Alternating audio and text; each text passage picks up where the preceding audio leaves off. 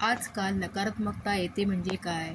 माणसं निगेटिव्ह होत चाललेली आहेत. निगेटिव्ह म्हणजे हा एक मोठा आजारच झालेला आहे आणि तो कोणालाही कोणत्याही वयात होऊ शकतो, लहान मुलांपासून म्हाताऱ्या माणसांपर्यंत.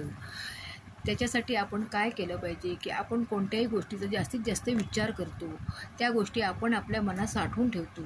आपण भलेही बाहेरून चांगले दिसत असू, पण आपल्या मनातील गोष्टी आपल्याला आतून पोखरत असतात. अशा वेळीच बाहेर पडा. त्यासाठी मी तुम्हाला काही गोष्टी सांगणार आहे. त्याचा जर तुम्ही अवलंब केलात तर त्यातून तुम्ही नक्कीच बाहेर पडू शकता. कोणत्याही गोष्टीचा अतिविचार करू नका. एखादी गोष्ट मिळाली नाही किंवा मनासारखं झाले नाही तर ती आपल्याला नंतर मिळेल असे समजा आणि पुढे जा. शक्यतो आपल्या कुटुंबासोबत राहा. तुमच्या मनात विचारांचा गोंधळ माजला असेल तर चांगल्या मित्रमैत्रिणींचा सल्ला घ्या, त्यांना विचारा. नकारात्मक माणसांसोबत राहू नका. म्हणजे जी माणसं आपल्याला कधीच मदत करत नाही त्यांना आपले रडगाणे सांगत बसू नका.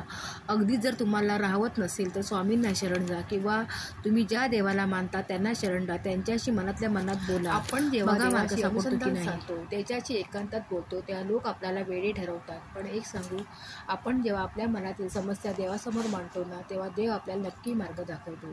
कुणाच्या ना कुणाच्या तरी रूपात हे आपल्याला मदत करायला पुढे येतो. हे मी माझ्यावरून सांगते आहे. फक्त आपण निस्वार्थ बुद्धीने कोणाचेही वाईट होणार नाही या विचाराने देवासमोर आपलं म्हणणं मांडा. बघा, तुम्हाला यातून नक्की मार्ग मिळेल. पण जास्त विचार करीत राहू नका. अतिविचार हा आपल्याला आतून खूप घातक असतो. एखादी गोष्ट नाही मिळाली तर सोडून द्यायला शिका. रागावू नका, चिडू नका, आपला राग दुसऱ्यावर काढू नका, कुणाचा अपमान होईल असे वागू नका, कोणालाही रडवू नका.